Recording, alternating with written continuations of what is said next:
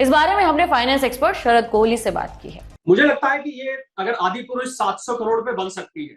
कुछ विदेशी फिल्मों का जिक्र करें तो अभी हाल में ओपेनहाइमर आई थी, उसमें करीब 830 करोड़ लगे हैं। एक बारबी आई जिसको लोगों ने बहुत जाके देखा, 145 मिलियन डॉलर यानी कि करीब करीब 900 और 1000 करोड़ के बीच में उस पिक्चर पे लगे हैं। और आम भी जो पिक्चर बनती है जिसमें ये जो सो कॉल्ड सुपरस्टार है वो अपनी 100 150 करोड़ फीस रखते हैं, उसका करीब 200-250 करोड़ का बजट आ जाता है। अगर 615 करोड़ में हम एक सफल चंद्रयान चांद पर लैंड करा सकते हैं, मैं समझता हूं बहुत ही तारीफ की और सराहना की बात है। क्योंकि दूसरी अगर आप देशों की ये मिशंस ले तो वो कई हजार करोड़ तक जाती है। तो मुझे लग रहा है बहुत ही इकोनॉमिकल कॉस्ट पे भारत ने इतना बड़ा ये अभियान छेड़ा। अब एक और जरूरी खबर की बात कर लेते हैं। खबर आई है कि चालू फाइनेंशियल ईयर में पहली बार बैंकों के पास नकदी की कमी का सामना करना पड़ रहा है। आरबीआई के आंकड़ों के मुताबिक 21 अगस्त 2023 को बैंकों के सामने 23,644 करोड़ रुपए नकदी की कमी देखने को मिली थी।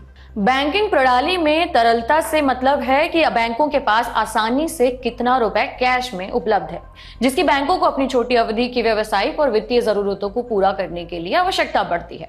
वहीं नकदी की कमी के हालात में बैंक आरबीआई की मार्जिनल स्टैंडिंग फैसिलिटी यानी एमएसएफ के उधार लेकर कमी को पूरा करते हैं। नकदी घटने के बाद बैंकों को आरबीआई की मार्जिनल स्टैंडिंग फैसिलिटी से 89,813 करोड़ रुपए उधार लेने पड़े हैं, जो एक दशक में सबसे ज्यादा है। इससे पहले 28 जून 2023 को बैंकों ने 71,050 करोड़ रुपए 7.25% के रेट पर एमएसएफ के जरिए आरबीआई से उधार लिए थे, जिससे नकदी की कमी को पूरा किया जा सके।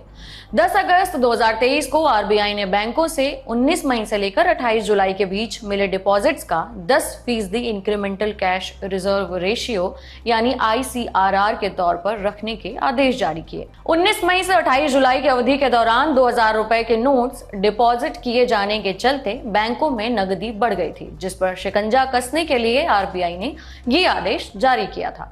इस बारे में भी हमने विस्तार से समझने के लिए एक्सपर्ट से बात की है, तो आइए सुनते हैं। जितना ज्यादा लोन मिलेगा ये महंगाई को और हवा देता है, तो रिजर्व बैंक इसको समय समय पर इसको रेगुलेट करता है। तो इस 2,80,000 करोड़ की जो लिक्विडिटी शुरू में थी उसको कम करने के लिए आरबीआई ने एक रूल निकाला जिसको हम कहते हैं कैश रिजर्व रेशियो। जो लोग फाइनेंस जानते हैं वो इससे वाकिफ होंगे। तो एक इंक्रीमेंटल कैश रिजर्व रेशियो होती है, उसमें आरबीआई ने कहा साहब 19 मई 2023 से लेके 28 जुलाई 2023 तक जो आपके पास इंक्रीमेंटल फ्लो आया है उस पर आप 10% सीआरआर कर दीजिए। इसको नेट डिमांड टाइम लायबिलिटीज भी कहते हैं, एनडीटीएल इसका नाम होता है टेक्निकल भाषा में। मोटी भाषा में हम समझे तो इसका अर्थ यह है कि आरबीआई ने कहा जो आपके पास लिक्विडिटी आई है उसको आप बाजार में ना फेंके, उसका 10% आप कैश रिजर्व रेशियो कर लीजिए। तो इसकी वजह से और टैक्स आउटफ्लोज जो थे वो भी बहुत हुए और आरबीआई ने जानबूझ के इसको कम किया है। तो जो महीने के शुरू में 2,80,000 थी अब नेगेटिव में 23,600 करोड़ आ गई है। 23,600 करोड़ नेगेटिव में आ गई है। तो कुल मिला के ये जानबूझ के कदम उठाया। और मैं ये भी बता दूं कि आरबीआई इसको कभी भी बढ़ा सकता है। अब बैंकों से जुड़ी